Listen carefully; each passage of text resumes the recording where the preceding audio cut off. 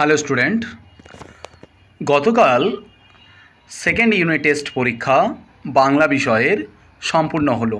আমরা দেখে নেব কোন ধরনের প্রশ্নগুলো এসেছিল এবং তার সঠিক উত্তর কি হবে। তো প্রথমেই তোমরা দেখতে পাচ্ছ MCQ 7টা রয়েছে, তার সঠিক উত্তরগুলো আমরা এক ঝলকে দেখে নেব। কবি নতুনের কেতন বলতে বুঝিয়েছেন। সঠিক উত্তর হবে কাল বৈশাখীর ঝড়কে। তোমরা কমেন্ট করে জানাও তো এই প্রশ্নটা কোন কবিতা থেকে নেওয়া হয়েছে, অবশ্যই কমেন্ট করে জানাও। ব্রততী বাঁধিলে সাধে করি পদ। ব্রততী কথাটির অর্থ হলো লতা।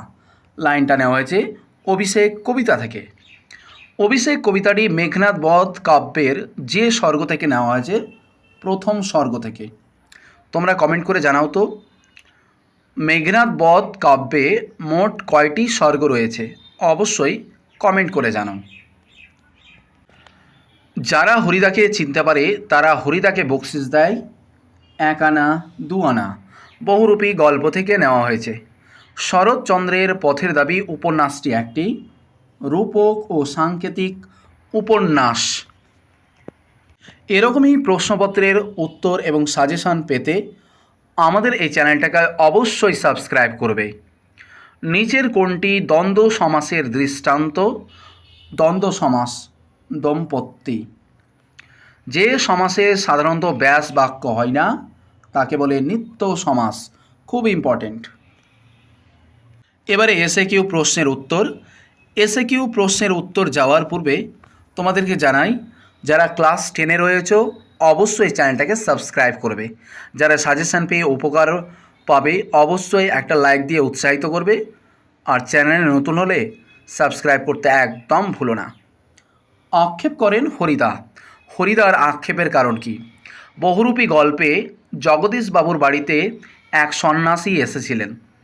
সেখানে হরিদা পদধূলি না পাওয়ার কারণে তিনি আক্ষেপ করেন। আসছে এবার অনাগত। এখানে কাকে অনাগত বলা হয়েছে? প্রলয় উল্লাস কবিতায় শিব ঠাকুরকে বা স্বাধীনতা সংগ্রামী পুরুষদেরকে অনাগত বলা হয়েছে।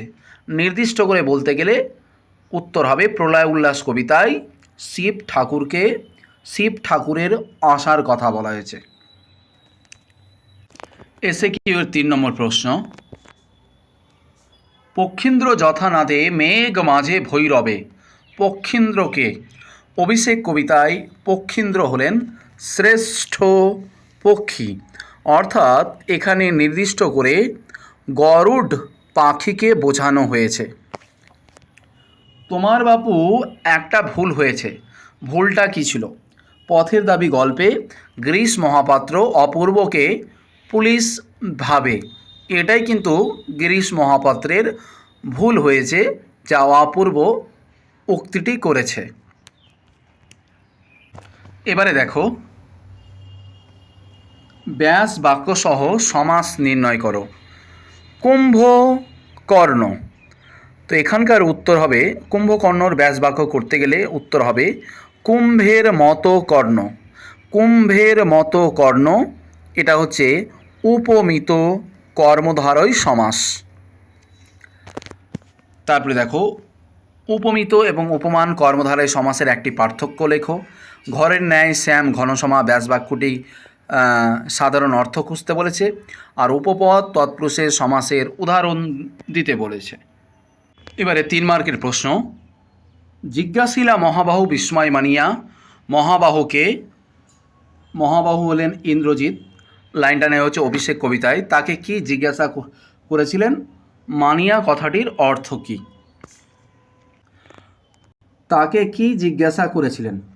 অর্থাৎ অভিষেক কবিতায় ইন্দ্রজিৎ মাতা লক্ষ্মী দেবীকে জিজ্ঞেস করেছিলেন যে বীরবাহু কিভাবে মারা গিয়েছে।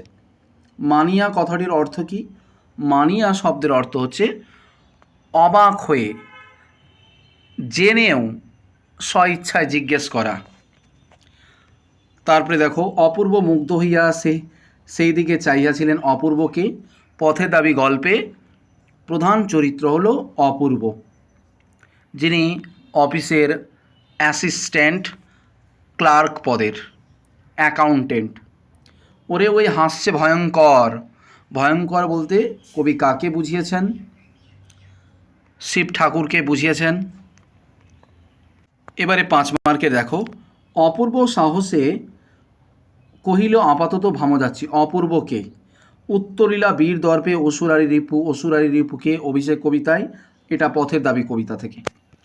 এবারে নাটক থেকে দেখো, তোমাদের কাছে আমি লজ্জিত। তিনি কাকে উদ্দেশ্য করে এই কথা বলেছেন? তার লজ্জা পাওয়ার কারণ কি? এই প্রশ্নের উত্তরটা আমাদের র্যাঙ্কার বইয়ে সেম রয়েছে, তোমাদেরকে একটু দেখাই। তোমরা দেখতে পাচ্ছ এটা হচ্ছে র্যাঙ্কার বইয়ের ফ্রন্ট পেজ, র্যাঙ্কার বইয়ের ছবি। এই দেখো, উক্ত সিরাজউদ্দৌলা নাটকের প্রশ্নটা আমাদের 68 পেজে রয়েছে। হাই মাদ্রাসা র্যাঙ্কার বইয়ের 68 পৃষ্ঠায় এই প্রশ্নের উত্তরটা রয়েছে। তোমরা দেখতে পাচ্ছ প্রশ্নটা। তোমাদের কাছে আমি লজ্জিত, কে কার কাছে লজ্জা প্রকাশ করেছেন, তার লজ্জিত হওয়ার কারণ কি? দেখতে পাচ্ছ, তার উত্তরও তোমরা দেখতে পাচ্ছ। এখান থেকে উত্তর শুরু, লজ্জিত হবার কারণ। তারপরে দেখো, বাংলার ভাগ্যাগসে আজ দুর্যোগের ঘন ঘটা। বক্তাকে সিরাজউদ্দৌলা থেকে নেওয়া হয়েছে। যন্ত্রণাকে হারালেও সময়কে হারাতে পারবি, কে কথাটি বলেছিলেন? কোনি থেকে নেওয়া আছে। ক্ষিতিশ সারা সকাল অ্যাপেলের অপেক্ষা করেছে, আজও আসেনি। ক্ষিতিশকে, এগুলো কোনি থেকে নেওয়া হয়েছে। তারপরে দেখো, এবারে প্রবন্ধ রচনা আর সংলাপ দিয়ে প্রশ্ন রয়েছে। কম বেশি 150 শব্দের মধ্যে যে কোনো একটি সংবাদপত্রের প্রকাশের জন্য একটি প্রতিবেদন রচনা করো। শহরের বুকে অনিয়ন্ত্রিত যানজট, জনজীবন বিপর্যস্ত হয়ে উঠেছে।